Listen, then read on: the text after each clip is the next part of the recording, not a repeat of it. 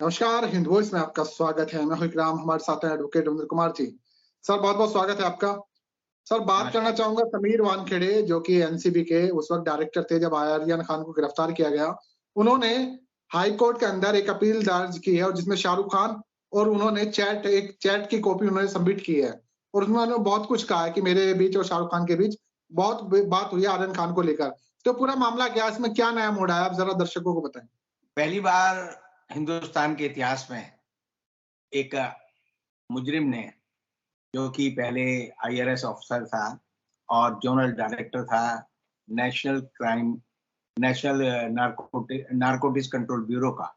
उसे एफआईआर दर्ज कराने के लिए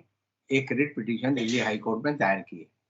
ये रिट पिटीशन 15 मई को दायर की गई है। अभी तक ये सुनवाई के लिए नहीं लगी है और उम्मीद है कि आने वाले 2-3 दिनों में सोमवार मंगलवार को दिल्ली हाई कोर्ट द्वारा सुनवाई के लिए आएगी।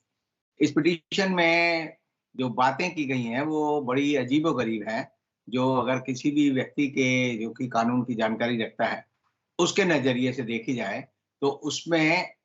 अपने ऊपर लगे सारे आरोपों को जो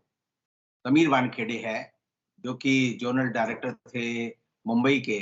और उन पर जो है इंक्वायरी की शुरुआत हुई जब नवाब मलिक ने उन पर आरोप लगाया कि समीर वानखेड़े एक भ्रष्ट अफसर हैं। वो ज़बरदस्ती झूठे आरोपों में लोगों को फँसाते हैं, उनसे पैसे वसूलते हैं और उसके उन्होंने सबूत दिए थे। तब उसके बाद जो है डीजी नारकोटिक्स कंट्रोल ब्यूरो, उन्होंने इसकी जाँच के लिए आदेश दिए और जब उसकी जाँच हुई, तो उसके बाद जो आरोप सिद्ध हुए, उसके बाद ये पता चलता है हम सबको कि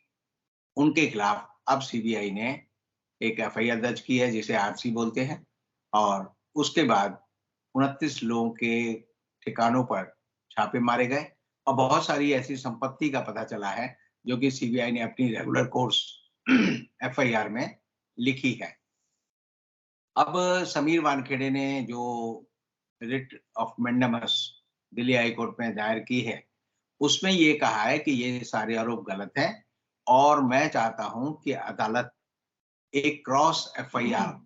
यानी मेरे एफआईआर के मुकाबले दूसरी एफआईआर इन सब लोगों पर दर्ज करे जिन्होंने मेरे ऊपर जो है ये आरोप लगाए हैं। उसमें उन्होंने एनसीबी के डीजी को एक अभियुक्त बनाया है। उन्होंने कहा है कि सीबीआई के director, ministry of finance, ministry of law, इन सब के खिलाफ जो है जाँच होनी चाहिए और इन सबको अभियुक्त बनाया जाना चाहिए।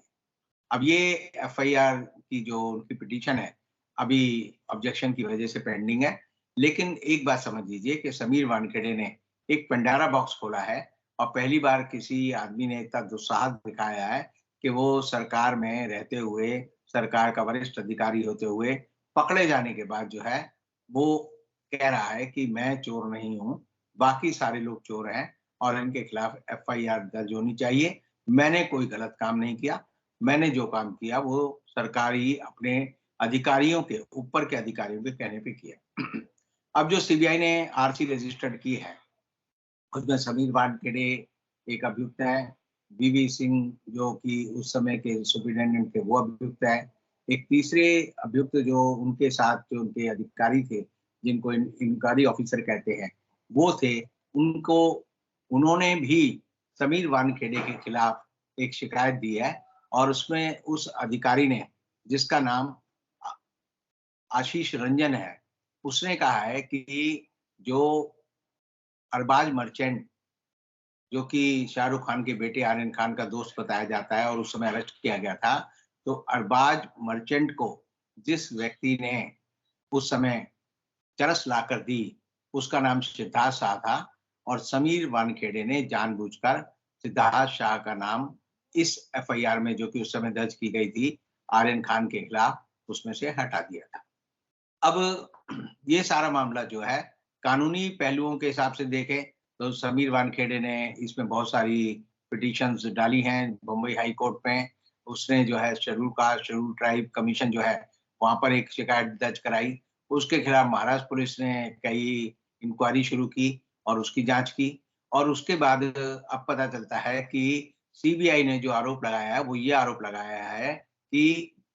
समीर वानखेड़े ने पूजा दंदानी, जो कि आर्यन खान की मैनेजर थी, उससे रात को 50 लाख रुपए परेल में लिए और ये पैसा अरेंज करने के लिए उस समय डिसूजा उसके पास था और डिसूजा के साथ जो है किरण सेल नाम का आदमी था, जिसने ये सारा भंडाफोड़ किया था। सबसे पहले जो किरण सेल है, उसने ही ये बताया था कि भई ये जो लोग हैं उगाही करते हैं, झूठे जो है फर्जी अ, कागज़ात तैयार करते हैं और झूठे गवाह हमेशा तैयार रखते हैं और इनके पास जितनी भी ड्रग्स होती है, उसको ये झूठे रूप में लोगों पर प्लांट करके उनसे पैसा लेते हैं। अब जो किरण पाटिल गोसावी है, उसकी आज के दिन जो है मौत हो गई है, वो अब है नहीं। इसी तरह सेल की भी मौत हो गई है, तो कई गवाहों का पर्दाफाश होने से पहले ही उनको समाप्त कर दिया गया है। ये भी एक बड़ा मुद्दा इस जाँच का है। अब जो सीबीआई ने आरसी दायर की है, उसमें सबसे बड़ा आरोप ये है कि जो समीर वानखेड़े के ऑफ़िस में जब भी किसी अभियुक्त को लाया जाता है सरकारी दफ़्तर में, तो सीसीटीवी कैमरे लगे होते हैं। उनमें सीसीटीवी कैमरे की जब उन्होंने जाँच की, अपनी बहुत सारी फ़ोटोआँ जो उस समय खींची थी और उसको लोगों ने जो है नेट पे डाल दिया था और उसका पर्पज़ ये था कि वो शाहरुख खान को ये कहना चाहते थे कि तुम्हारा बेटा हमारे कब्ज़े में है। उसका यकीन दिलाने के लिए उसकी बातचीत रिकॉर्ड की गई और उसको फिर सोशल मीडिया से शाहरुख खान तक पहुँचाया गया। अब शाहरुख खान और समीर वानखेड़े के बीच में जितनी भी बात हुई है, उसकी जो क्लिप्स हैं, उसकी जो व्हाट्सएप चैट है, वो अब रोशनी में आ गई है और रोशनी में आने से एक बात साफ है कि ये पता चलता है कि शाहरुख खान ने उस समय भी एक पिता के रूप में अपने बेटे को बचाने के लिए किसी गलत हथकंडे का इस्तेमाल नहीं किया था। उसने एक बाप के रूप में अपने बेटे को बचाने के लिए उसको ये कहा था कि अगर उसने कोई गलती की है और आपने अपराइट ऑफिसर होकर उसके खिलाफ कोई कार्रवाई की है, तो वो अच्छी बात है, इससे उसका जीवन सुधरेगा। लेकिन एक बात साफ है कि उसमें समीर वानखेड़े से शाहरुख खान ने कोई पैसा देने की बात नहीं की, ऐसी बात नहीं की कि वो कोई फ़ेवर लेना चाहता है और एज़ अ जेंटल पर्सन उसने जो है अपने बेटे के पक्ष में यही कहा कि आप उसके साथ कोई अन्याय नहीं करना। अब ये सारी बातें बताती हैं कि शाहरुख खान से 25 करोड़ रुपए की वसूली के लिए ये जो पूरा जाल था, ये समीर वानखेड़े ने फैलाया था। समीर वानखेड़े की जो प्रॉपर्टी है जिसको हम डिस्प्रोपोर्शनेट एसेट का केस कहते हैं, वो बनाने के लिए सीबीआई ने जो उदाहरण दिए हैं वो ये दिए हैं कि समीर वानखेड़े ने 2017 से लेकर 2021 यानी 4 साल में लगातार 6 देशों की यात्रा की और उस यात्रा में उसने जो खर्च दिखाया है, वो ज़रूरत से ज़्यादा उसने जो है सिर्फ़ जो टिकटों का खर्चा है वो बताया है, बाकी खर्चा वो छिपा गया है। इसी तरह उसके फ्लैट जो 4 फ्लैट बम्बई में उनके बारे में ज़िक्र किया और सारी प्रॉपर्टी के बारे में ज़िक्र किया और ये बताया कि इसकी ये सारी प्रॉपर्टी जो उसने इकट्ठी की है, ये गैर कानूनी तरीके से, अवैध तरीके से की है और ये सारी बातें जो है, समीर वानखेड़े ने अपनी रिट में क्योंकि उसे लगानी पड़ी है रिट पिटीशन, इसलिए ये सारी बात उसे लिखनी पड़ी। लेकिन उसने या उसके वकीलों ने अभी तक ये नहीं कहा है कि भई क्रॉस जो एफआईआर दर्ज होनी चाहिए, उसकी एक कॉपी तो देनी चाहिए। जब भी हम कोई शिकायत क्रिमिनल लॉ में पुलिस को देते हैं या अदालत को देते हैं, तो उसकी एक प्रति लिखकर होनी चाहिए, लेकिन इस पूरी रिट पिटीशन में ऐसी कोई प्रति जो है मुझे नज़र नहीं आई और इसलिए मैं कह सकता हूँ कि सारे मामले में जिस जल्दबाजी में डाला गया है, तो उसका सीधा मकसद है कि समीर वानखेड़े को लगता है कि सीबीआई ने जो 11 मई 2023 को शिकायत दर्ज की है और उसमें उसे अब अपने कार्यालय में बुलाया है, तो वहाँ जाकर उसको लगता है कि उसे अरेस्ट कर लिया जाएगा और उसे बचने के लिए वो अदालत से प्रोटेक्शन चाहता है और इस प्रोटेक्शन से बचने के लिए उसने ही ये रिट पिटीशन डाली है। लेकिन मुझे नहीं लगता कि इस रिट पिटीशन का कोई फ़ायदा